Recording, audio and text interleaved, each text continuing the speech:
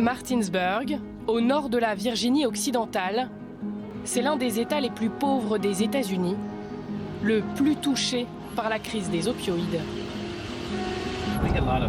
On reçoit beaucoup d'appels pour des overdoses à cause de médicaments sur ordonnance et de la drogue récréative. Tout le monde le sait, c'est une épidémie. Chaque jour, plusieurs appels d'urgence pour des soupçons d'overdose. Are you just sleeping or? Yeah. You weren't drinking or anything like that, were you? Not that I'm a cop, so I don't really care, but. All right. Any drugs, anything like that today? Huh? No? Une épidémie d'overdose déclenchée par des prescriptions médicales légales, des antidouleurs à base d'opioïdes.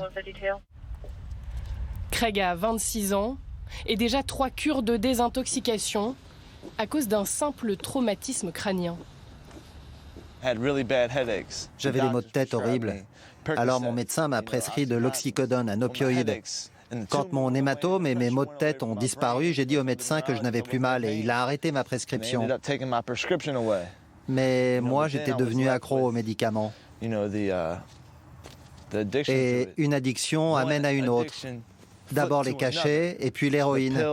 Et avec l'héroïne, c'est une spirale infernale parce que c'est beaucoup moins cher et vraiment facile d'accès. Des drogues plus dures, elles-mêmes coupées avec des opioïdes, qui deviennent bien plus dangereuses pour les consommateurs. Chacun de ces points représente une overdose dans notre comté de Berkeley.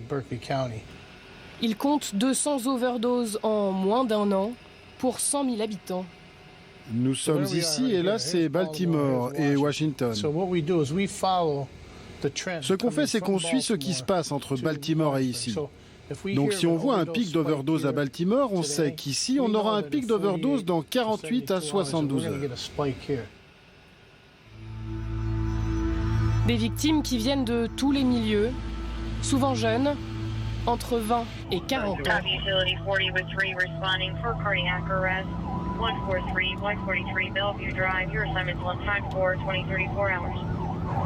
On va sur une overdose.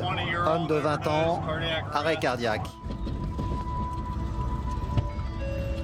Wakey, wakey.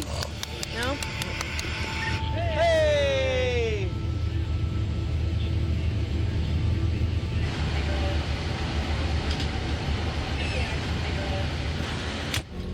Did you shoot up today? Tu t'es shooté aujourd'hui? Yeah. Okay. We'll give you some help, all right? On va t'apporter un peu d'aide. You hear me? Tu m'entends? We're gonna take you On to va the t'amener à hospital. l'hôpital We'll pour get you some t'aider. help, all right? On lui a donné 4 mg de naloxone par le nez. Ça bloque les effets des opioïdes et ça le fait revenir en quelque sorte dans un état où il peut de nouveau respirer et avoir un rythme cardiaque.